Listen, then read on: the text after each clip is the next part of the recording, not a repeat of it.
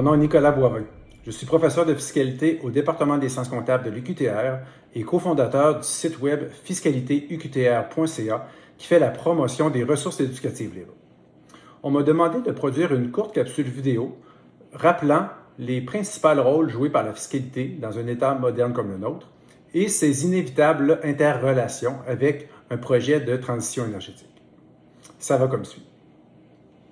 Le principal rôle de la fiscalité est bien connu, c'est celui de percevoir les deniers publics requis pour financer l'ensemble des dépenses de l'État. Cependant, la fiscalité joue aussi d'autres rôles plus subtils et méconnus qui en font un excellent outil de changement. Les gouvernements peuvent utiliser la fiscalité afin de favoriser temporairement le développement de certains secteurs économiques. Donc, s'il y a une volonté politique pour favoriser une transition énergétique, les gouvernements possèdent les outils nécessaires pour aider les différents acteurs impliqués à la réaliser.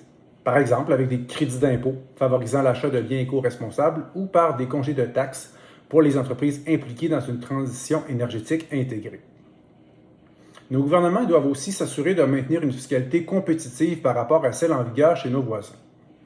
Pour un secteur d'activité donné, les mesures fiscales en vigueur au Québec doivent être comparables à celles en vigueur ailleurs au Canada et aux États-Unis, sans quoi nos entreprises risquent de déménager. L'inverse est aussi vrai.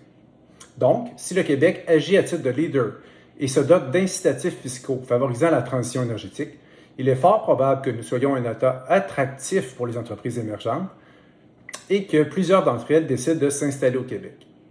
Ces entreprises vont aussi contribuer à notre projet de société. Finalement, la fiscalité sert aussi à assurer une répartition adéquate de la richesse entre les personnes. Par exemple, en utilisant une imposition progressive des revenus afin que les mieux nantis contribuent dans une proportion plus importante de leurs revenus et avec des exemptions d'impôts suffisantes afin d'assurer un revenu minimum décent aux personnes moins fortunées. Ainsi, tel un Robin des Bois, le gouvernement doit veiller à la répartition de la richesse. Il peut s'agir de richesse économique aussi bien que de richesse naturelle. Ce partage de richesse doit être un fait entre les personnes vivant ici, ensemble, maintenant, sur le territoire, mais aussi avec les générations futures. Imaginez la fierté ressentie par les Québécois à l'idée de se partager une économie durable entre nous, maintenant, ainsi qu'avec nos enfants.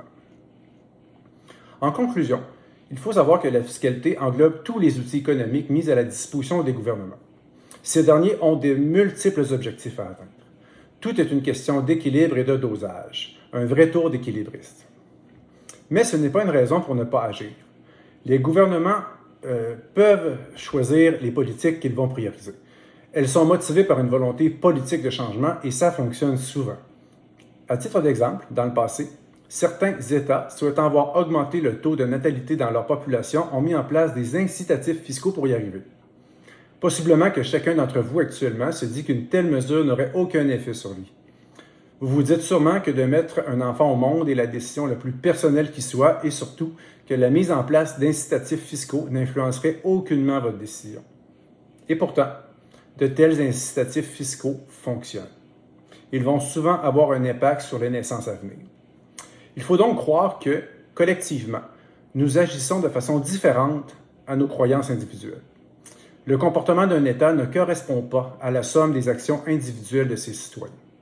Si cette théorie est valide pour influencer les naissances, elle l'est aussi pour favoriser une transition énergétique. Merci.